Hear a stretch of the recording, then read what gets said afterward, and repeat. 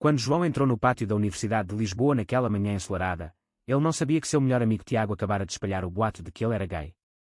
Em poucos minutos, olhares curiosos e sussurros o cercaram, transformando seu dia normal em um pesadelo que parecia não ter fim.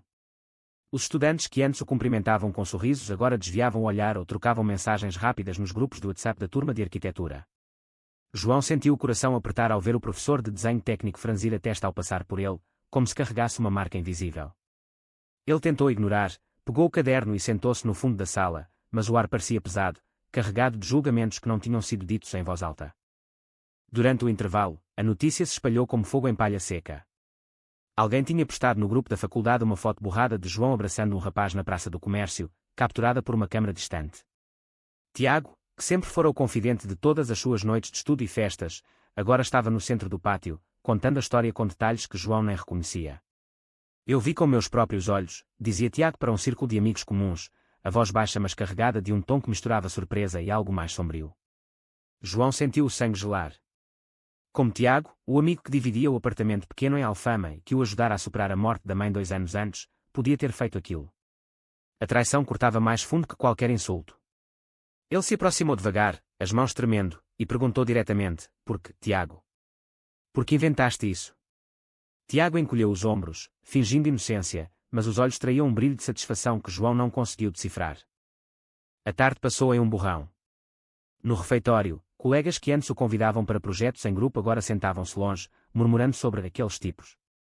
João tentou ligar para a família em Braga, mas a mãe atendeu com voz hesitante, já tendo recebido uma mensagem anônima do mesmo grupo. Filho, o que está acontecendo aí em Lisboa? Dizem coisas horríveis sobre ti. A voz dela tremia, e João sentiu o chão desaparecer. Ele cresceu em uma casa conservadora onde o pai falava de honra e tradição, e agora tudo aquilo ameaçava ruir. Ele passou a noite andando pelas ruas estreitas de Alfama, o rio Tejo brilhando ao longe, pensando em como um único boato podia apagar anos de esforço. A faculdade, que sempre fora seu refúgio, agora parecia uma prisão de olhares.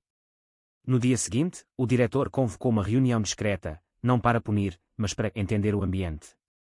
João saiu dali com a sensação de que sua identidade, mesmo não assumida publicamente, estava sendo exposta sem seu consentimento. Tiago evitou o resto da semana, mas o dano já estava feito. Amigos de longa data cancelaram planos de fim de semana, e João começou a questionar cada sorriso que recebia. Era isso o preço de ser diferente em uma cidade que se dizia aberta? Ele não sabia ainda, mas sentia que algo dentro dele começava a mudar, uma faísca de raiva misturada com medo que o faria enfrentar o que viria a seguir. A pressão familiar aumentava com chamadas diárias da mãe pedindo explicações, e o pai, silencioso como sempre, enviava mensagens curtas sobre não manchar o nome da família. João passava horas no quarto pequeno, olhando pela janela para os telhados vermelhos, revivendo cada conversa com Tiago em busca de um sinal que tivesse perdido. O amigo que o apoiara em tudo agora era o vilão, e isso doía mais que os sussurros nos corredores. Ele decidiu que não ia fugir. Naquela sexta-feira, marcou um encontro com Pedro, o rapaz que conhecera em uma exposição de arte e que se tornara seu segredo mais guardado. Pedro ouviu tudo com calma, mas João viu a dúvida nos olhos dele, e se isto afetar-nos, perguntou Pedro baixinho. João não tinha resposta, só a certeza de que precisava descobrir a verdade por trás do boato antes que tudo desabasse.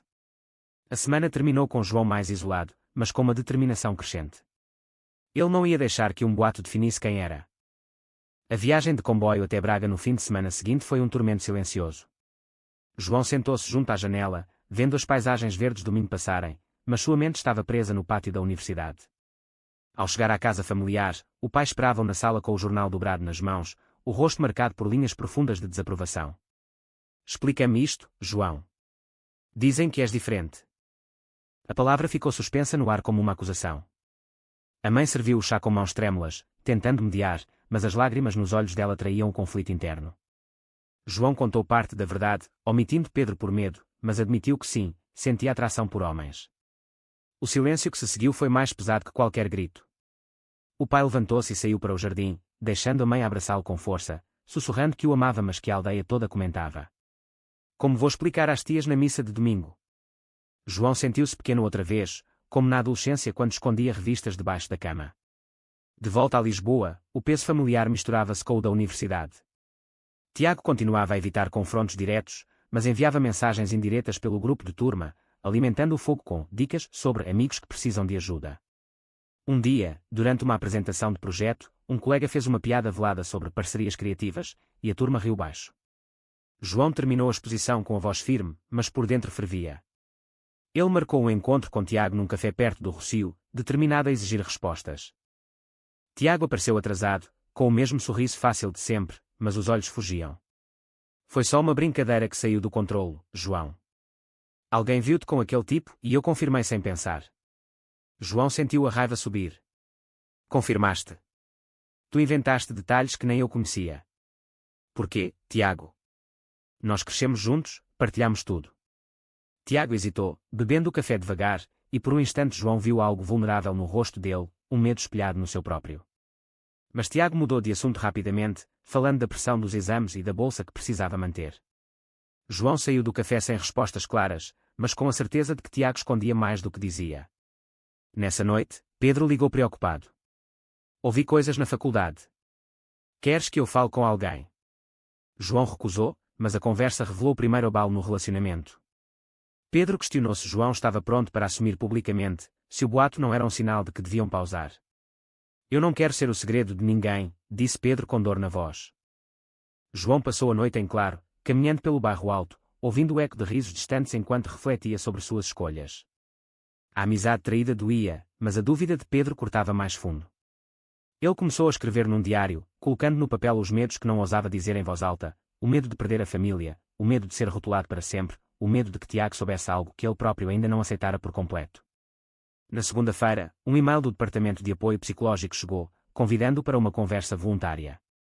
João aceitou, não por fraqueza, mas porque sentia que precisava de ferramentas para enfrentar o que vinha. A sessão revelou-lhe que o preconceito não era só externo, mas também interno, uma voz que ecoava as palavras do pai. Ele saiu dali mais leve, mas determinado a confrontar Tiago novamente. Enquanto isso, a mãe ligava todas as noites, contando como a vizinhança perguntava e como o pai passava horas em silêncio na garagem. João prometeu visitar outra vez em breve, mas sabia que a próxima conversa mudaria tudo. O boato, longe de morrer, ganhava força nas redes sociais da faculdade, com perfis anónimos partilhando memes que o faziam sentir exposto. Ele decidiu que não ia mais esconder-se. Pequenos passos, cumprimentar os colegas de frente, participar das discussões em grupo com voz firme. Tiago observava de longe, e João jurou que descobriria o motivo real daquela traição. A tensão subia devagar, como uma onda que se preparava para quebrar. O mês seguinte trouxe uma calmaria falsa que só escondia a tempestade. João mergulhou nos estudos, entregando projetos com qualidade impecável, mas o isolamento crescia. Alguns colegas aproximaram-se discretamente, confessando que também tinham dúvidas sobre si próprios, mas o medo os silenciava. Um deles, um rapaz chamado Rui da turma de urbanismo, convidou-o para um café e partilhou a própria história de saída do armário na cidade natal. Aquilo deu a João uma faísca de esperança, não estava sozinho. Mas Pedro, o namorado secreto, começou a distanciar-se. Encontros cancelados, mensagens mais curtas, até que numa noite no apartamento de Alfama ele disse o que João temia, com todo este drama dos boatos, sinto que estás a esconder-me ainda mais. Eu quero um parceiro que luta ao meu lado, não alguém que se fez. As palavras bateram como um soco. João tentou explicar a pressão familiar, o medo de perder a bolsa de estudo, mas Pedro abanou a cabeça. Eu também tenho família em Coimbra que não aceita. Mas escolhi assumir porque te amo. A discussão terminou com Pedro saindo porta fora, deixando João sozinho com o eco das palavras. Naquela noite, ele chorou pela primeira vez em anos, não de autopiedade, mas de raiva contra si mesmo por ter deixado o medo dominar. Tiago reapareceu de forma inesperada numa festa de turma no Cais do Sodré. O ambiente era leve, com música alta e copos de vinho verde, mas quando Tiago se aproximou, o ar mudou. Podemos falar. Os dois saíram para o terraço com vista para o rio. Tiago confessou parcialmente, eu vi-te com o Pedro naquela noite na praça. Fiquei com ciúmes, João. Sempre fui teu amigo, mas há coisas que nunca te contei. João sentiu o chão tremer. Ciúmes. Tiago continuou, voz baixa, eu também sinto o mesmo por rapazes. Mas espalhei o boato porque pensei que se te isolassem, talvez tu olhasses para mim. A confissão chocou João. O amigo que trair era na verdade alguém preso no mesmo armário, mas escolhera a destruição em vez da honestidade. João não soube responder imediatamente, só sentiu uma mistura de pena e fúria. Tu destruíste-me para te salvares. Tiago pediu perdão, mas o dano já estava feito. De volta ao apartamento, João ligou para Pedro e contou tudo. Pedro ouviu em silêncio e, pela primeira vez em semanas, propôs um encontro. Vamos enfrentar isto juntos. Aquela conversa reacendeu a chama, mas João sabia que precisava de mais. Ele começou a pesquisar grupos de apoio LGBT em Lisboa, frequentando reuniões discretas no Príncipe Real onde histórias semelhantes ecoavam. Lá conheceu homens mais velhos que contavam de famílias que aceitaram com o tempo, de carreiras construídas apesar dos boatos. Aquilo fortaleceu-o. Em casa, decidiu escrever uma carta aberta para o pai, não para confrontar, mas para explicar quem era. Enviou-a por correio tradicional, sabendo que o gesto podia mudar tudo. A resposta demorou dias, mas quando chegou, o pai pedia para conversar pessoalmente. João viajou novamente para Braga, o coração acelerado. O pai esperava no jardim, com uma expressão cansada mas aberta. Eu não entendo tudo, filho. Mas não quero perder-te. As lágrimas vieram, e pela primeira vez em meses João sentiu o peso familiar aliviar. No regresso a Lisboa, encontrou Tiago esperando na porta do apartamento. Eu retirei o que disse no grupo. Mas a universidade já sabe da minha bolsa e da minha própria orientação. Tiago pagava o preço. O pai dele, um empresário conservador, cortara o apoio financeiro após rumores chegarem aos ouvidos dele. João não sentiu prazer na vingança, só uma tristeza profunda pela amizade perdida. Mas aquilo marcou o início da sua própria libertação. Ele e Pedro reataram oficialmente, caminhando de mãos dadas pela Avenida da Liberdade pela primeira vez. Os sussurros continuavam, mas agora João respondia com orgulho. A crise de identidade transformava-se em força. A primavera trouxe chuva e novas batalhas. A universidade anunciou uma investigação interna sobre comportamentos discriminatórios, e João foi chamado como testemunha. Sentado na sala do conselho, contou tudo, o boato, a traição de Tiago, o impacto na sua vida. Os professores ouviram em silêncio, e um deles, uma mulher de meia-idade que lecionava História da Arte, acenou com a cabeça em compreensão. Isto não pode continuar. Tiago também foi ouvido, e a verdade saiu aos poucos. Ele admitiu ter criado o post anónimo por medo de ser descoberto primeiro. A bolsa dele foi suspensa temporariamente, e o pai dele viajou de Aveiro para confrontá-lo. João soube disso por mensagens de colegas comuns. O preço que Tiago pagava era alto, perda de apoio familiar, isolamento no curso, e a necessidade de assumir publicamente para salvar a carreira. João não procurou vingança, mas sentiu uma estranha paz ao ver que a verdade, mesmo dolorosa, equilibrava as contas. Enquanto isso, o relacionamento com Pedro florescia. Eles passeavam pelos jardins do Museu Calouste Gulbenkian, conversando sobre planos futuros, talvez um mestrado juntos em Barcelona, longe dos olhares. Pedro compartilhava histórias da sua própria família em Coimbra, onde a mãe aceitara com tempo e o irmão mais novo tornara-se aliado. Aquilo inspirava João a continuar a carta aberta para a mãe, detalhando não só a orientação mas também o amor que sentia por Pedro. A família em Braga respondeu com uma chamada em grupo, o pai ainda hesitante, a mãe chorosa mas solidária. Vem para casa no Natal, traz o teu amigo. As palavras foram um bálsamo. Mas nem tudo era luz. Um incidente no metro, onde um passageiro murmurou insultos ao vê-los de mãos dadas, reacendeu o medo. João confrontou o homem com calma, citando a lei portuguesa contra a discriminação, e saiu dali mais forte. Tiago reapareceu uma última vez, magro e abatido, pedindo ajuda para um projeto em grupo. João aceitou, não por amizade, mas por humanidade. Durante as sessões de estudo, Tiago confessou o arrependimento profundo, eu destruí-nos a ambos por medo. João ouviu sem julgar, mas deixou claro que a confiança nunca voltaria. A amizade morrera, mas uma lição ficara. O clímax chegou numa Assembleia Geral da Faculdade.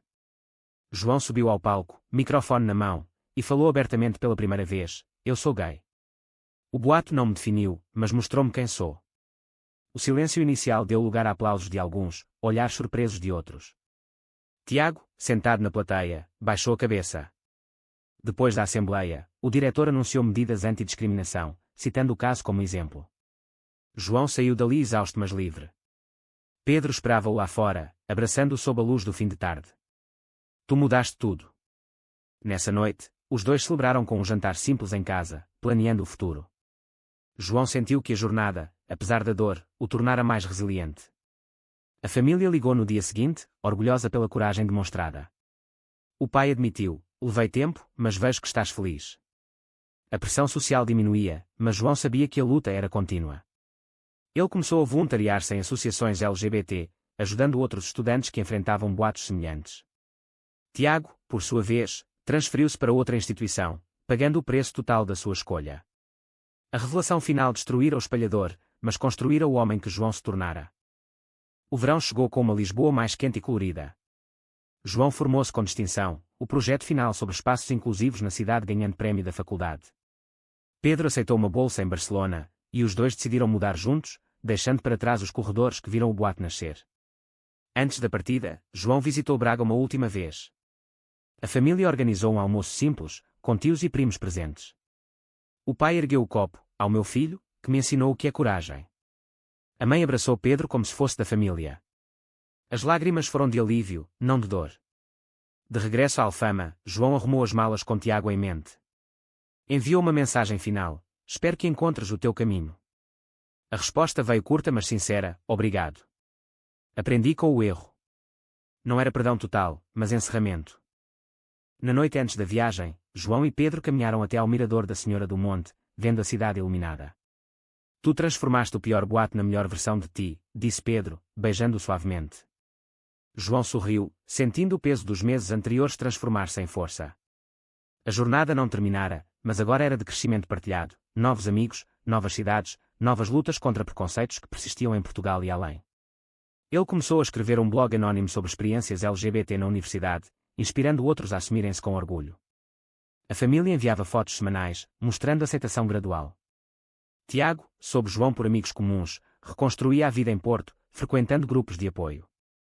O preço pago fora alto, mas servira de lição para ambos. Enquanto o avião descolava rumo a Barcelona, João olhou pela janela para o Tejo que ficava para trás.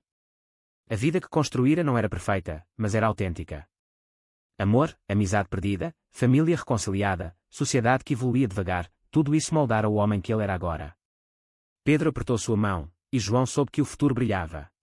A história não acabava ali, mas continuava em cada escolha diária.